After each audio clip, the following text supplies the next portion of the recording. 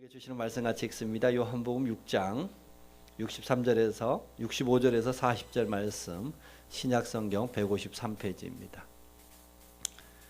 요한복음 6장 35절에서 40절 말씀, 153페이지의 말씀입니다.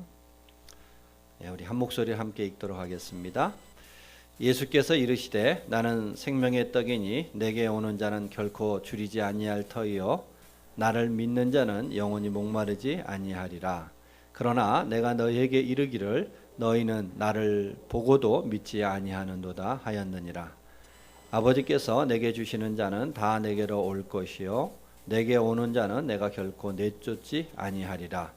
내가 하늘에서 내려온 것은 내 뜻을 행하려 함이 아니요 나를 보내신 이의 뜻을 행하려 함이니라. 나를 보내신 이의 뜻은 내게 주신 자 중에 내가 하나도 잃어버리지 아니하고 마지막 날에 다시 살리는 이것이니라. 내 아버지의 뜻은 아들을 보고 믿는 자마다 영생을 얻는 이것이니 마지막 날에 내가 이를 다시 살리리라 하시니라. 아멘. 기도합니다. 사랑과 은혜가 많으신 아버지, 이 시간도 하나님의 은혜를 알고 그 은혜 가운데 거하고자 하는 마음으로 예배 자리에 나왔습니다. 예배드리는 모든 심령들 하나님께서 만나 주셔서 그 마음 속에, 그 삶 속에 하나님이 함께 하시는 것을 깨닫는 시간 되게 하시고 그 하나님으로 말미암아 힘을 얻고 용기를 얻고 바르게 살도록 결단할 수 있는 복된 시간이 되게 하여 주옵소서. 하나님, 우리 모두가 하나님의 도움 속에서 살아갑니다. 하나님의 은혜 속에서 살아갑니다. 그것을 알고 물질로 그 은혜와 감사의 마음 담아 하나님 앞에 드립니다. 10의 1조로 드리고 감사로 드리고 작정 헌금으로 드립니다. 하나님께서 받으시고 그 손길에 하나님의 귀한 은혜, 하늘의 신령한 복들을 더하여 주옵소서. 이 시간에도 하나님의 말씀을 함께 나눌 때에 성령께서 도와주셔서 각자에게 주시는 하나님의 음성으로 듣게 하여 주옵소서. 예수님 이름으로 기도하였습니다. 아멘. 오늘 우리에게 주시는 말씀을 통해서 하나님의 일이라는 제목으로 함께 하나님의 말씀 나누겠습니다. 사람들은 귀로 듣고 눈으로 본다고 말합니다. 그러나 또 다른 일각에서는 사람이 눈으로 보고 귀로 듣는 게 아니라 마음으로 듣고 마음으로 본다, 이런 얘기를 합니다. 어릴 때 아이들 키우다 보면은 아이들에게 분명히 청소 좀 해라 라고 얘기했는데 아이들은 그 얘기를 들을까요, 못 들을까요? 한참 시간이 지나고 나면은 전혀 못 들었다고 그래요. 그런데 아내하고 둘이서 우리 아이스크림이나 좀 사다 먹을까? 그러면 들을까요, 못 들을까요? 금방 듣고 달려옵니다. 나도 먹을게요. 그러고 달려와요. 그러니까 크게 말하는 청소해라는 안 들리는데 작게 말하는 아이스크림 사 먹을까는 잘 듣는 것은 분명히 귀로 듣는 게 아니라 마음으로 듣는 것 같아요. 여러분, 사람들도 약도를 그리라고 그러면은 자기 관심에 따라서 표시하는 그 건물이 다릅니다. 누구는 먹기를 좋아하는 사람은 맛집을 따라 그리기도 하고요. 또 옷을 좋아하는 사람은 옷집을 따라 그리기도 합니다. 그러니까 사람의 마음에 따라서 보는 것이 다르더라, 이런 얘기입니다. 저는 어디 가면 제일 먼저 교회가 들어와요. 교회 건물을 보면서 저기에는 어떤 성도님들이 신앙생활하고 있을까, 매주 저 강당에서는 어떤 말씀들이 증거되고 있을까, 이런 거 생각하게 됩니다. 우리는 그러기에 우리 안에서 똑같은 장면을 보고 듣지만 마음이 어떠냐에 따라서 전혀 다르게 받더라 하는 겁니다. 여러분, 우리가 한 공간에서 예배를 드립니다. 그러나 이 예배가 같지 않을 겁니다. 누구는 그저 큰 의미 없이 드려지는 예배일 수도 있고요. 누구는 이 예배가 마지막, 내 인생의 마지막 드리는 예배처럼 기쁨과 감사와 하나님 앞에 전심으로 드리는 그 예배가 되어질 수도 있습니다. 그래서 성경은 우리에게 말씀하시기를 마음을 잘 다스리라, 이렇게 얘기하시죠. 저와 여러분이 하나님 안에서 마음을 잘 다스려서 복된 것을 듣고 복된 것을 볼 줄 아는 신앙 되기를 소망합니다. 자, 오늘 본문에 이와 같은 대비를 이루고 있는 모습들이 있습니다. 우리 예수님을 함께 보고 있는데, 예수님의 말씀을 함께 듣고 있는데 전혀 다르게 보고 듣더라 하는 겁니다. 한 무리는 예수님이 디베랴 바닷가에서 오병이어를 통해서 5천 명을 먹였던 2만 명을 먹였던 그 떡을 먹었던 무리들이 예수님을 밤새 찾아왔습니다. 먼 길을 가버나움까지 찾아와서 예수님을 반깁니다. 그런데 그들이 예수님을 찾고 예수님을 반겼던 이유는 그들이 예수님을 믿기 위함도 아니고 그분을 따르기 위함도 아니라 배불리 먹었기 때문입니다. 예수님은 그들을 향하여 썩을 양식을 위하여 일하는 사람들이라고 말씀하시죠. 반면에 또 한 무리가 있습니다. 제자들이 있습니다. 제자들은 예수님의 보는 눈이 어젯밤 사이에 많이 바뀌었습니다. 지난주 말씀 나누었던 것처럼 믿음의 비포의 부터를 경험했습니다. 무엇 때문에 그들의 믿음에 큰 변화가 있었다고 그랬어요? 풍랑이는 바다 가운데 예수님께서 걸어오시면서 그들을 향하여 들어가실 때 나다 두려워하지 말라. 여러분 초인종을 누르면서 누구만이 그 집에서 나다라고 말할 수 있다고 그랬어요? 그 가정을 시작하고 그 가정을 책임지고 그 가정을 지배하는 가장만이 초인종을 누를 때 안에서 누구세요라고 말할 때 나다라고 얘기하는 것처럼 천지 만물 가운데서 이 세상 속에서 출렁이는 바다 한가운데서 나다라고 말씀하실 수 있는 분은 이 세상을 지으시고 바다의 풍랑을 조성하기도 하시고 멈추기도 하실 수 있었던 창조자 하나님 되신 분만 나다라고 말할 수 있다겠습니다. 그 나 대신 주님을 만났던 제자들은 결코 함께 예수님을 한 공간에서 보고 있을지라도 같이 동일하게 보고 듣는 것은 아닙니다. 여러분 우리도 주님을 바라볼 때에 전자와 같은 무리의 시각으로 무리의 마음으로 주님을 보고 듣는 자가 아니라 나다라고 말씀하시는 바로 그 음성을 들었던 경험했던 제자들과 같은 마음으로 주님을 보고 주의 음성을 들을 수 있기를 주의 이름으로 축복합니다. 자, 주님께서 이와 같은 무리들을 향하여서 그 무리에게 썩을 것을 위하지 말고 썩지 아니할 것을 위하여 일하라 이렇게 얘기합니다. 그 이야기인즉슨 이제 오늘 본문에서 우리가 설교 제목으로 다루는 것처럼 하나님의 일을 주목하라는 것입니다. 자, 그러자 이 무리들이 예수님 앞에 묻습니다. 하나님의 일이 무엇이냐고 묻습니다. 어떻게 하는 것이 하나님의 일이냐고 예수님께 묻는데 그 말씀을 우리 같이 한번 읽는데요. 28절과 29절의 말씀입니다. 오늘 본문 앞쪽의 말씀인데요. 28절 29절 함께 읽겠습니다. 그들이 묻되 우리가 어떻게 하여야 하나님의 일을 하오리까? 예수께서 대답하여 이르시되 하나님께서 보내신 일을 믿는 것이 하나님의 일이니라. 아멘. 자, 무리들이 물었어요. 예수님께 하나님의 일을 어떻게 하여야 하나님의 일을 하겠느냐? 그랬더니 이렇게 하는 것이 하나님의 일이다라고 말하지 않고 주님이 뭐라고 답하셨냐면은 하나님이 보내신 자를 믿는 것이 하나님의 일이더라. 여러분, 하나님의 일은 하나님이 보내신 예수 그리스도가 하셨던 것을 인정하고 받아들이는 믿음이 하나님의 일이다 이런 뜻입니다. 자, 그랬더니 그러면 우리가 믿겠습니다 이렇게 나오면 좋았는데 무리가 믿겠습니다 이게 아니라 믿을 만한 증거를 보여주세요. 마치 모세가 하나님의 일을 했던 증거가 광야에서 만나를 내려 먹게 했던 것처럼 예수님이 하나님의 일인 것을 그것을 보여주세요. 증거를 보여주세요 라고 예수님께 다시 부탁을 하자 예수님이 32절과 33절에 이렇게 말씀하십니다. 한 번만 더 읽겠습니다. 예수께서 이르시되 내가 진실로 진실로 너희에게 이르노니 모세가 너희에게 하늘로부터 떡을 준 것이 아니라 내 아버지께서 너희에게 하늘로부터 참떡을 주시나니 하나님의 떡은 하늘에서 내려 세상에 생명을 주는 것이다. 다시 정리하면 이제 무리들이 예수님을 찾았던 이유는 썩을 양식을 위하여 예수님을 찾았다겠습니다. 배불리 먹었기 때문이라고 했습니다. 그들을 향하여 주님께서 썩지 아니할 일, 곧 하나님의 일을 찾으라고 말씀하셨고 무리가 하나님 앞에 예수님께 물었습니다. 하나님 일이 뭡니까? 그랬더니 예수님께서 그가 보내신 자를 믿는 것이 하나님의 일이더라. 자, 그 끝에 제자의 무리들이 증거를 원했고 예수님께서는 그 증거에 대한 물음 앞에 이렇게 얘기하십니다. 모세가 증거를 가졌다고 모세가 떡을 내려서 먹은 것이 증거라고? 아니, 그건 하나님이 내리신 거야. 근데 하나님이 떡을 주셨던 진짜 이유가 뭔 줄 알아? 그것은 생명을 주기 위함이야. 자, 여러분, 이 말을 다시 한번 정리해 보면 이런 겁니다.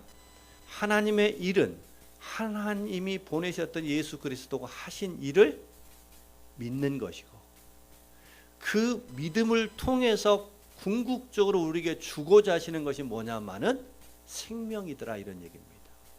자, 그 생명이 주어지는, 곧 참떡과 음료가 되어지는 예수님의 살과 예수님의 피에 대한, 예수님의 살과 피가 우리에게 생명의 양식이 음료 되어짐으로 말미암아 우리는 생명을 얻는, 구원을 얻는 역사를, 축복을 누리게 되는데, 그 예수님의 살과 피에 대해서는, 곧 생명을 우리에게 베풀어주는 구원의 원리가 되는 예수의 살과 피는 다음 주에 이야기하겠습니다. 이게 다음 주에 빠지면 돼요, 안 돼요? 안 돼요. 다음 주에 꼭 오셔야 돼요. 예, 우리의 구원의 가장 중요한 원리가 되는 예수의 살과 피에 대한 말씀은 다음 주에 나누겠습니다. 오늘은 그와 같이 예수님의 살과 피를 통해서 우리에게 주고자 하는 생명, 이 생명이 무엇냐 하는 겁니다. 우리 성경이 우리에게 가장 강조하고 있는 단어가 있다면 그것은 생명입니다. 성경의 주제입니다. 목적입니다. 그 생명이 무엇냐, 그리고 그 생명이 우리에게 들어올 때 우리에게 어떤 변화가 일어나느냐, 이것이 오늘 우리가 함께 말씀을 통해서 살피려고 하는 내용입니다. 자, 여러분, 오늘 말씀은 그러니까 조금 다른 때보다 집중하셔야 돼요. 왜냐하면 하나님의 그 말씀이 갖고 있는 그 의미를 제가 아무튼 최대한 쉽게 설명을 드리겠습니다만은 조금 더 귀를 쫑긋 세우셔야만 오늘은 좀 더 이해하기 쉬우니까 부탁을 드리겠습니다. 그래서 첫 번째는 생명이 무엇냐 하는 겁니다. 여러분, 오늘도 날씨가 춥고요. 지난주에 굉장히 날씨가 추웠습니다. 여러분, 아무리 겨울이 추워도 봄이 오면 얼었던 땅이 녹기 시작하면 땅에서 새순이 돋아나죠. 나뭇가지에 그러한 새싹들이 돋아나는 것을 보게 됩니다. 여러분, 우리가 그런 걸 볼 때도 생명의 위대함을 우리가 느끼게 되죠. 또는 아이들이 하루 종일 열심히 뛰어놀아도 지칠 줄 모르는 아이들을 보면서, 또 그렇게 하루 종일 뛰어놀다가 잠깐 1시간만 자고 일어나면 다시 쌩쌩해져 가지고 또 뛰놀 줄 아는 아이들을 보면서도 생명을 느끼죠. 자, 우리가 세상에서도 생명을 느끼는 것들이 있습니다. 그런데 성경이 말하는 생명은 조금 다릅니다.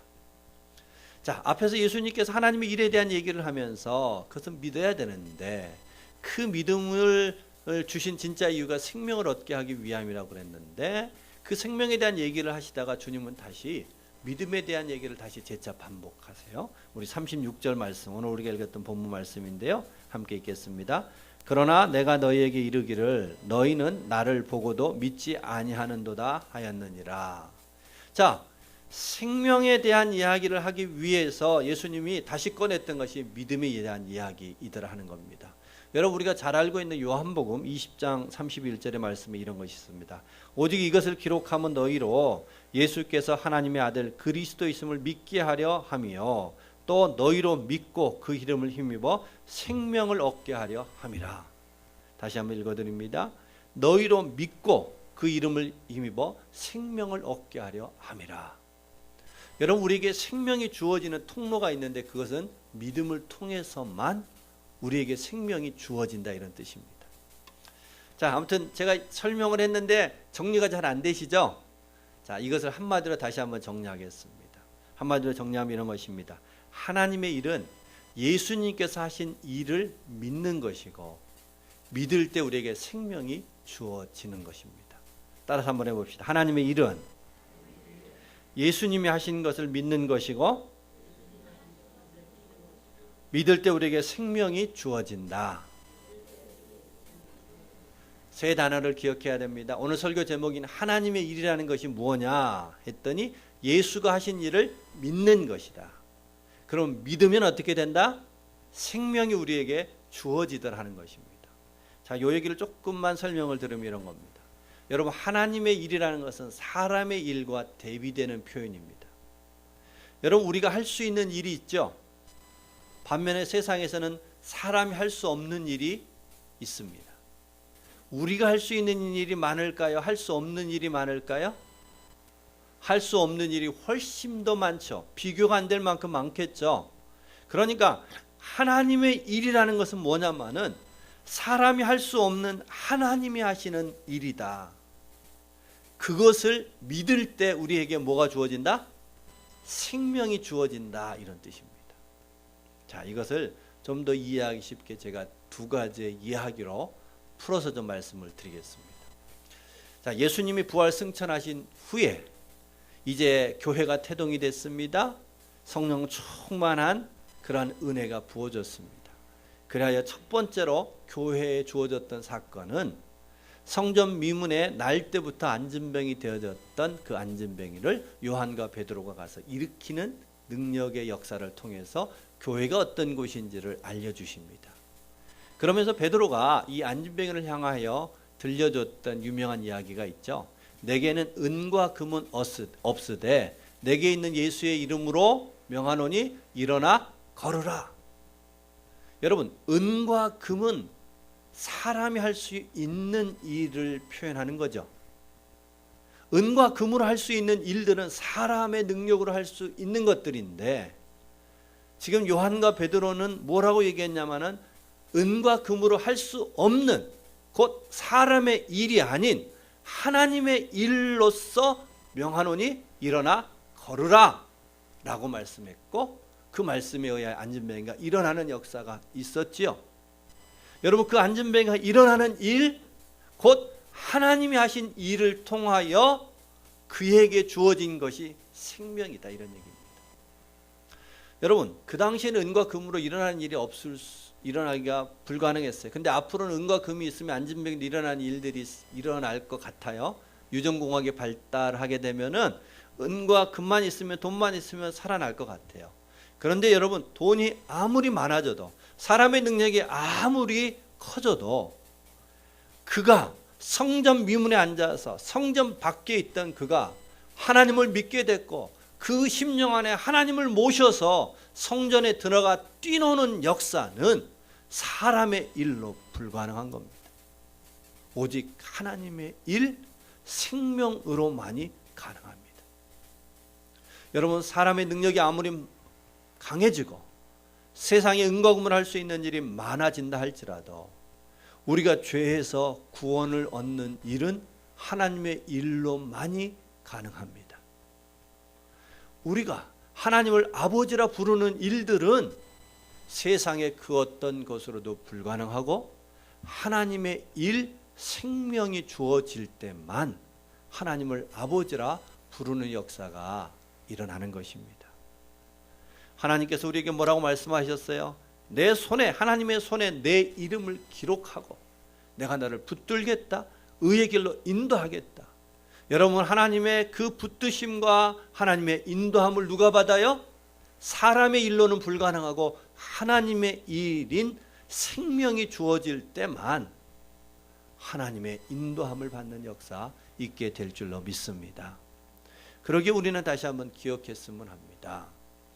여러분, 우리 안에 하나님의 일이라는 것은 예수가 이 땅에 오셔서 이루어내셨던 그 일을 믿을 때 우리에게 주어지는 것, 그것이 생명이더라. 그 생명이 있는 자에게는 귀신이 떠나가는 역사가 있을 줄로 믿습니다. 그 생명이 있는 자에게는 두려움과 염려가 떠나가고 평안과 소망이 부어지는 줄 믿으시기 바랍니다. 이게 생명이더라 하는 겁니다. 비슷한 한 이야기를 대비를 이루도록 하나 더 들려드리겠습니다. 한 자매가 있었어요. 날 때부터 사지불구인 자매입니다. 집은 가난했고 그래서 학교 근처에도 가보지 못했던 자매입니다. 여러분, 모든 신경과 근육이 말라서 사지불구의 자매가, 그것도 집이 가난하여 어떤 희망도 소망도 가질 수 없는 상황 속에 살아가는 인생이라면 누구나 죽음을 결심하지 않겠어요? 이 자매도 여러 번 죽음을 결심하고 죽음을 시도했어요. 다행히 도움으로 죽음을 면하는 일들이 있었습니다. 이런 삶을 살아가고 있던 이 자매에게 하루는 하나님이 찾아오셨습니다. 그 예수 그리스도가 믿어졌습니다. 그 안에 생명이 부어졌어요. 그러자 그 육신은 그대로인데, 그 상황은 그대로인데 그 마음 안에서부터 기쁨이 솟아나요. 그 마음 안에서부터 밝은 빛이 비치기 시작합니다. 전에는 자기의 신세가 처량하고 한탄스러웠는데 내가 얼마나 귀한 자인지, 하나님의 사랑받는 자가 얼마나 가치 있는 자인지를 깨닫게 됐습니다. 그 감사와 그 생명을 시로 표현했어요. 그 시 한 구절을 읽어드리겠습니다.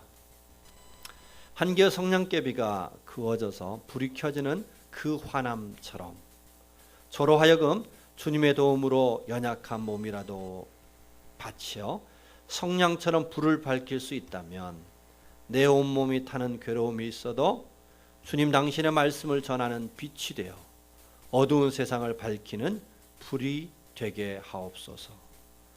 주 예수 당신이여, 나는 없다 할지라도 당신만 계시면 나는 언제나 있으며, 나는 있다 함일지라도 당신이 안 계시면 나는 언제나 없다 함입니다. 뒤에 두 구절은 우리가 가스펠 가사가 되어 우리가 은혜롭게 찬양하는 고백입니다. 여러분, 이 자매의 이 시를 통해서는 불구가 느껴집니까? 그 안에 사망이 느껴집니까? 어둠이 느껴집니까? 아니죠. 오히려 반대로 그가 불구임에도 불구하고 그 안에 충만한 생명이 있고 빛이 있고 밝음이 있고, 오히려 그 안에서 넘치는 그 영혼 깊은 곳에서 쏟아내는 자매의 시는 많은 사람의 영혼을 살려내는 생명의 역사를 이어갔습니다. 그런데 이 자매가 예수님이 돌아가셨던 나이 33대가 되었을 때, 33살이 되어졌을 때 하나님의 놀라운 이적 같은 은혜가 임하게 됩니다. 태어날 때부터 사지불구요, 이미 근육과 신경은 말라 비틀어졌는데 그 몸에 움직임이 일어나기 시작하는 거예요. 그리고 채 반년이 못 돼서 정상인과 똑같이 걸을 수 있는 자매로 하나님의 놀라운 치유의 역사가 펼쳐졌습니다. 그는 평생 어디로 움직이려면 남의 등에 업혀 다녀야만 됐는데 이제는 두 발로 성큼성큼 걸을 수 있는 정상인이 됐습니다. 자, 여러분, 이때쯤 되면 우리의 생각 안에 이런 기대감이 생기지 않을까요? 그가 전신 불구일 때도 그와 같은 빛을 발하고 생명의 씨를 통해서 다른 영혼을 살려내는 생명에 충만한 자였다며, 그가 감당할 수 없는 은혜가 부어졌을 때는 더 놀라운 생명의 씨가 나올 것 같은 기대가 생기지 않나요? 그런데 오히려 정반대로 그 자매의 마음은 어두워지기 시작했습니다. 사람이 누가 보기만 해도 이미 어두움이 드려져 있다는 것들을 깨달을 수 있을 만큼 어두워졌습니다. 그 안에서는 더 이상 생명의 씨가 나오지 않았습니다. 왜 그런가? 그 자매의 고백은 이렇습니다. 그가 상상할 수 없는 은혜를 입고 보니 다시 그 마음에 찾아왔던 생각이 이런 거랍니다. 하나님, 이왕 은혜를 베풀어 주실 거면 조금 일찍 주셔서 시집도 가고 애도 낳고 정상적인 가정도 이루며 살게 하시지, 이 나이에 새롭게 하셔서 너무 늦은 거 아닙니까? 이제부터 내가 어떻게 살아가야 되겠습니까? 염려와 근심이 그 마음을 지배한 겁니다. 여러분, 그가 사지불구일 때도 하나님이 그에게 생명을 주어 그가 빛이 되게 하고 세상을 밝히는 하나님의 말씀을 전하는 빛의 삶을 살기로 결단하며 그의 시를 통하여 많은 영혼을 살리는 생명의 역사가 있었다면, 그리하여 그 생명이 그 자매에게 부어져서 32년 동안 굳어 있었던 사지를 건강하게 회복시키는 생명의 역사가 있었다면, 비록 조금 늦은 것 같을지라도 그의 나머지의 삶도 그 생명으로 인도하시고 그 생명으로 채우시며 부으시는 것들은 극히 당연할진데, 그 생명이 끊기고 염려와 근심을 붙들기 시작하자 그 빛은 어둠으로 바뀌고 말았던 겁니다. 여러분, 여기에서 우리가 생명이 무언지를 다시 한번 생각하게 하지 않나요? 생명은 건강함이 아닙니다. 부유함이 아닙니다. 내가 원하는 것이 척척 이루어지는 것이 생명이 아니라 하나님이 하셨던 것들, 하나님이 하실 것들이 믿음으로 내 안에 부어지는 것이 그게 생명이다, 이런 얘기입니다. 저와 여러분 안에 그 생명이 있기를 주의 이름으로 축복합니다. 비록 오늘 우리의 상황이 사지불구의 자매와 같은 상황일지라도 하나님이 일하셨고 하나님이 일하실 것을 우리가 믿음의 통로로 받아들이면 우리 안에는 생명이 충만하게 되는 것입니다. 우리는 빛을 발하는 삶을 살게 될 것이고 우리는 생명을 나타내는 삶을 살게 되는 것입니다. 그런데 오히려 사지불구가 생명으로 충만하게 살아났음에도 불구하고 내 안에 하나님의 일하심을 잃어버리고 하나님의 일하실 것에 대한 믿음이 끊어지는 순간 우리는 생명이 아니라 염려와 근심에 사로잡히는 자가 되는 것입니다. 여러분, 그러기에 주님께서 우리에게 주기를 원하시는 것, 하나님의 일이 뭐냐? 하나님의 일은 오직 하나님께서 하는 일, 인간으로서 상상할 수 없는 일, 하나님만이 하실 수 있는 그 일을 행하여 믿는 자들에게 그 하나님의 일하심의 공로를, 하나님의 그 일하심의 능력을 부어주는 것, 그것이 생명이더라 하는 겁니다. 여러분, 그러기에 오늘 우리는 사지 멀쩡하게 살아있는 사람이 생명을 가진 사람이 아니라 불구일지라도 하나님의 일하심을 받아들이고 믿음으로 간직하는 사람, 그 사람이 생명이 있는 것이고 우리 모두 안에 그 생명이 있기를 주의 이름으로 축복합니다. 그 생명을 사모하시기 바랍니다. 우리 안에 그 생명 주기를 하나님이 기뻐하셔서 하나님이 예수 그리스도를 이 땅에 보내셨고 예수를 통하여 그 일을 하셨고 앞으로도 하실 겁니다. 자, 그렇다면 무엇이 생명인지에 대한 얘기를 나누었다면 정작 우리에게 중요한 것은 그 생명을 우리가 받은 자로, 간직한 자로 그 생명이 우리의 삶에 나타나는 일이 있어야 되지 않겠느냐 하는 겁니다. 자, 오늘 우리가 읽었던 본문에 보면은 그 생명이 우리에게 어떤 변화와 어떻게 나타나는지에 대하여 오늘 본문에 이렇게 얘기하시는데요. 우리 39절과 40절 말씀을 함께 읽겠습니다. 나를 잃어버리지 아니하고 마지막 날에 다시 살리는 이것이니라. 내 아버지의 뜻은 아들을 보고 믿는 자마다 영생을 얻는 이것이니 마지막 날에 내가 이를 다시 살리리라. 여러분, 생명이 들어오면 생명이 나타나는 건 너무나 당연합니다. 생명이 충만한 사람은 그 생명이 숨길래야 숨길 수 없는 것입니다. 삶에 나타나게 되어 있습니다. 여러분, 사지가 부러지고 다쳐도요, 그 안에 생명력이 있는 사람은요, 그 모든 질병과 아픔을 이겨내고 회복되잖아요. 사지 멀쩡한데 생명이 마른 사람은 결국 죽음의 나락으로 떨어지지 않나요?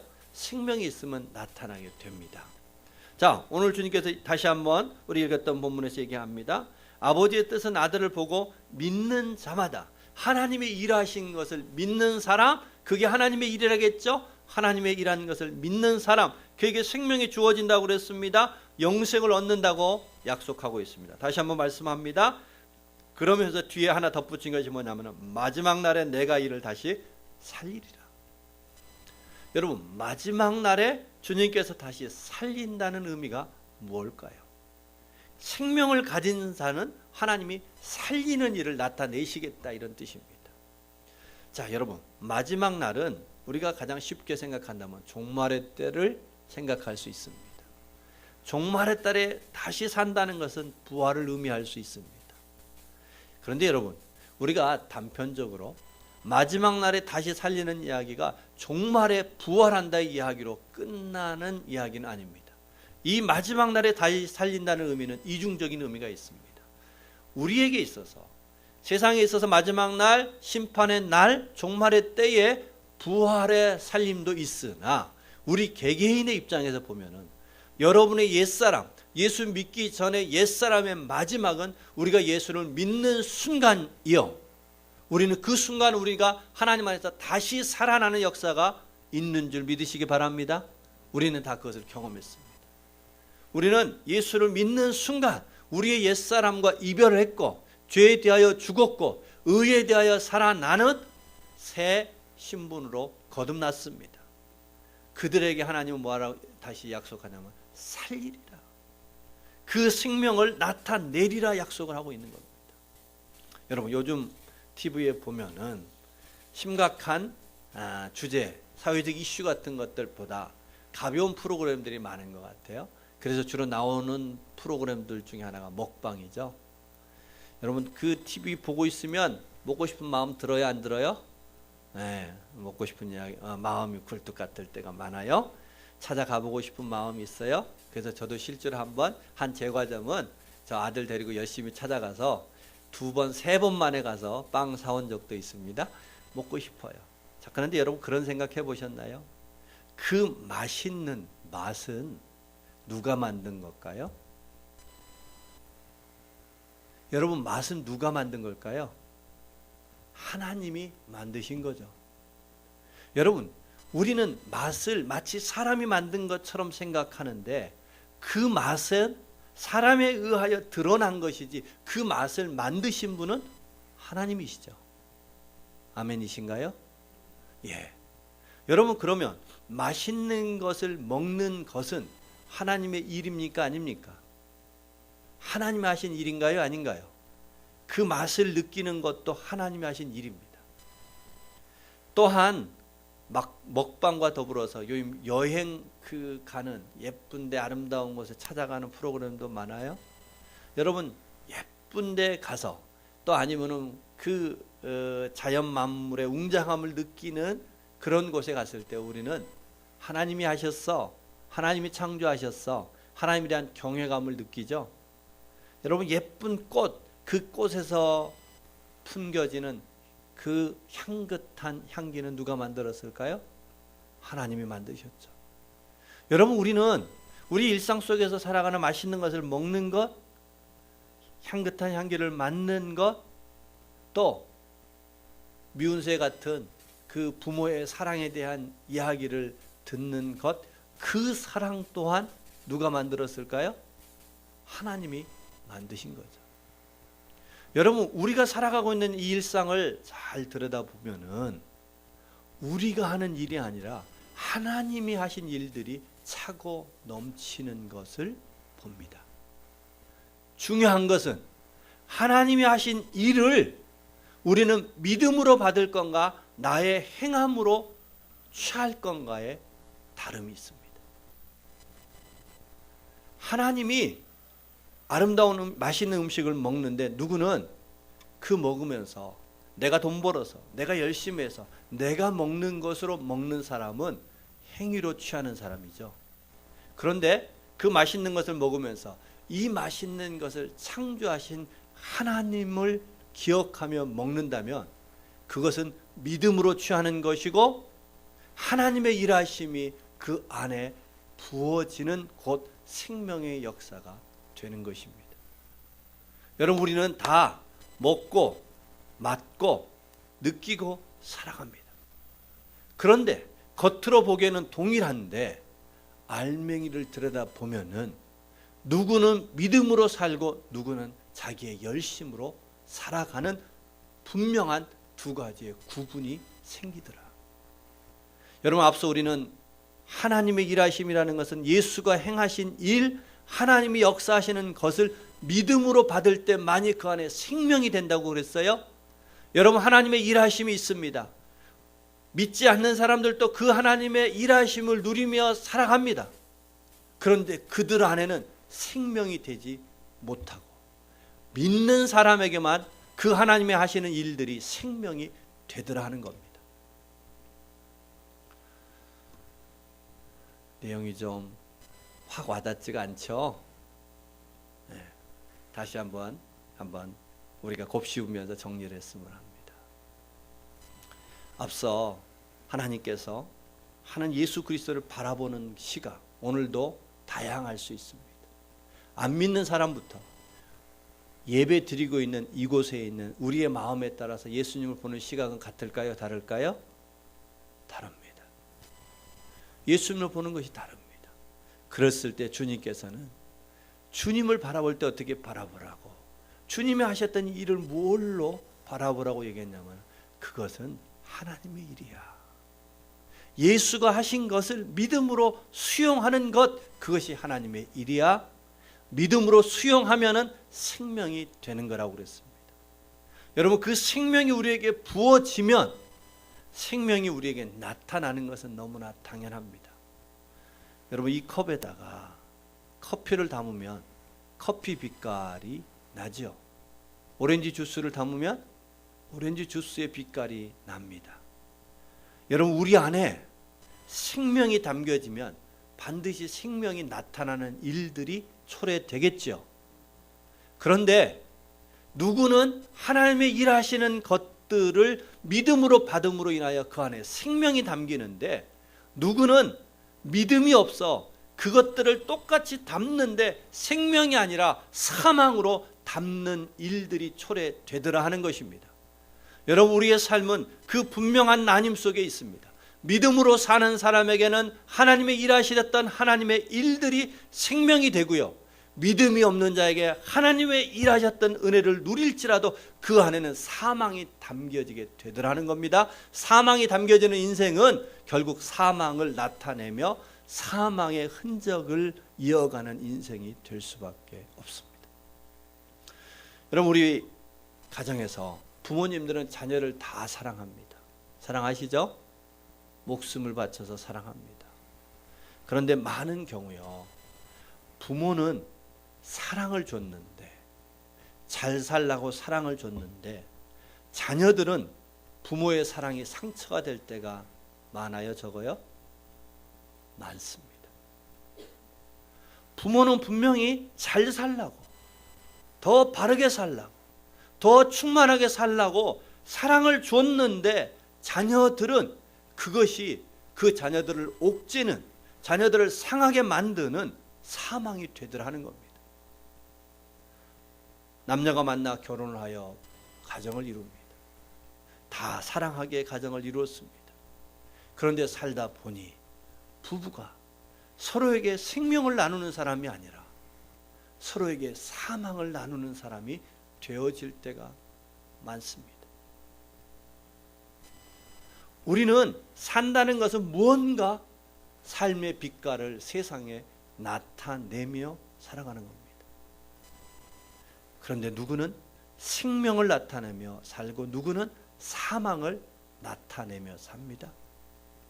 주님께서 우리에게 다시 마지막 날에 살리리라라고 말씀하셨던 것은 바로 생명을 가진 자는 살아날 뿐만 아니라 살리는 삶을 살아가게 되더라 하는 이야기입니다. 저와 여러분이 우리 하나님 안에서 남겨진 삶을 살아감에 있어서 살리는 삶을 살아가기를 주의 이름으로 축복합니다. 여러분이 가정에서 부모로 부름받았으면 여러분의 자녀들을 살리는 자가 되어야 되지 않겠어요? 함께 믿음의 배우자를 만나 가정을 이루었다면 서로 살리는 삶을 살아가야 되지 않겠어요? 여러분이 이 사회에 부름받았다면, 우리 교회가 연수동에 부름받고 세워졌다면 이곳을 살리는 삶을 살아야 되지 않겠어요?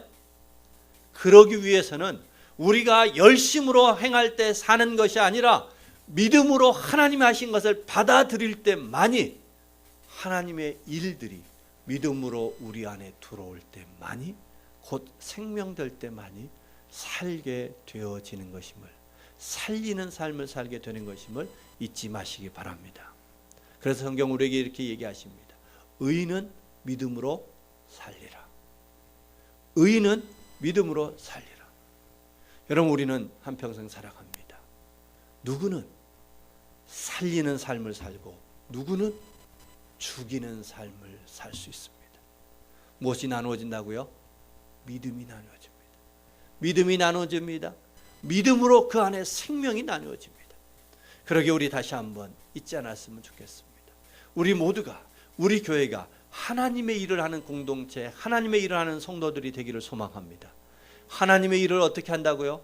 하나님이 하셨던 것, 예수 그리스도가 하셨던 것을 믿음으로 받을 때만이 그 안에 생명이 담겨지고 생명을 간직하는 사람만이 생명의 삶을 살아가게 되는 것입니다. 여러분, 절대로 건강하다고 생명이 있지 않습니다. 부유하다고 생명이 있지 않습니다. 오히려 사지불구였던 자매가 믿음으로 하나님의 일하심을 받아들여 그 하나님의 일하심이 그 심령 속에 충만할 때, 생명을 간직하고 있을 때 그는 시를 하나 쓸지라도 생명의 역사가 나타났고 살리는 삶을 살아냈습니다. 그가 비록 사지불구일지라도 그를 만나면 사람을 살리는 사명자로 살아갔던 것입니다. 그 안에 생명의 빛을 발했던 것입니다. 그러나 하나님이 하셨던 일들이 아니라 스스로 살아야 되겠고 스스로 행위로서 살기 위한 불안과 염려와 근심이 그 마음을 차지하고 있을 때 그는 사지가 멀쩡했을지라도 그의 생명은 잃어버렸고 그는 어둠을 바라는 자가 되어졌음을 기억하시기 바랍니다.